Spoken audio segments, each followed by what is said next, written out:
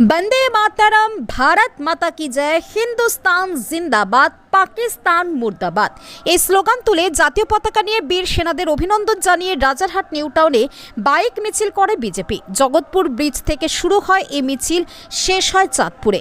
বিজেপির নেতৃত্ব পীযূষ কানোরিয়া, বিজেপির ওবিসি মোর্চার সাধারণ সম্পাদক প্রসেনজিৎ ঘোষ, বারাসাত সাংগঠনিক জেলার বিজেপির সভাপতি রাজীব পোদ্দার নেতৃত্ব দেন এই মিছিলের। রাজারহাটের বিজেপির 5 মণ্ডলের কার্যকর্তারা এই তিরঙ্গা মিছিলে যোগদান করেন। পেহেলগাঁওয়ে পাকিস্তানের জঙ্গিরা ভারতীয় পর্যটকদের হত্যা করে অপারেশন সিন্দুর করে মুঁহতোড় জবাব দেয় ভারতীয় সেনা। পাকিস্তানে ঢুকে 9টি জঙ্গি ঘাঁটি উড়িয়ে দেয় ভারতীয় সেনা। ভারতীয় সেনাদের এই সাফল্যে গর্বিত দেশবাসী। ভারতীয় সেনাদের কুর্নিশ জানিয়ে তিরঙ্গা যাত্রা করেছে বিজেপি। আজ রাজারহাট নিউ টাউনে তিরঙ্গা বাইক মিছিল করল বিজেপি। অসংখ্য মানুষ এই মিছিলে শামিল হন। সবাই জানেন যে ওরা আমাদের ধর্ম দেখে হত্যা করেছিল, কিন্তু আমাদের সেনারা ওদের কর্ম দেখে হত্যা করা হয়েছে। আমাদের যে 22শে এপ্রিল যে ওরা অপারেশন করেছিল, আমাদের সেনাবাহিনীরা 22 মিনিটের মধ্যে পাকিস্তানে ঢুকে 9খানা জঙ্গি ঘাঁটি উড়িয়ে দিয়েছে। আমাদের সেনাবাহিনীর এই সাফল্যের জন্য আজকে আমাদের এই বাইক র্যালি। আপনারা দেখছেন যেভাবে শুধু রাজারহাট নিউ টাউন না, সারা ভারতবর্ষ মাথা গর্ব করে হাঁটছে, সেনা বাহিনীদেরকে নমস্কার জানাচ্ছে, সম্বর্ধনা জানাচ্ছে।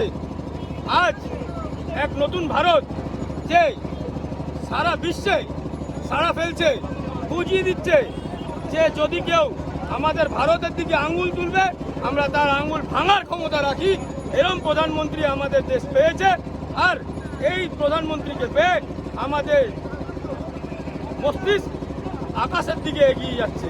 তাই আজ আমরা নিউ টাউন বিধানসভার পক্ষ থেকে এখানে এক বিশাল তিরঙ্গা যাত্রা আয়োজন। বর্ষ 140 কোটি মানুষের সমর্থনে আমাদের ভারতীয় সেনাবাহিনী পাকিস্তানকে কিভাবে দুর্মুষ করেছে এবং নরেন্দ্র মোদীজির নেতৃত্বে সারা বিশ্বে কূটনৈতিকভাবে পাকিস্তানকে আইসোলেটেড করেছে।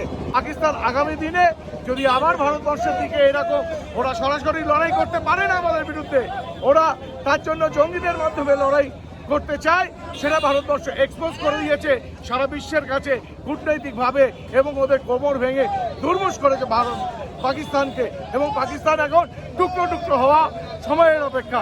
আজকে সেনাবাহিনীকে আমরা সম্মান জানিয়ে, অভ্যর্থনা জানিয়ে, সম্বর্ধনা জানিয়ে আমাদের এই তিরঙ্গা বাইক র্যালি শুরু হচ্ছে।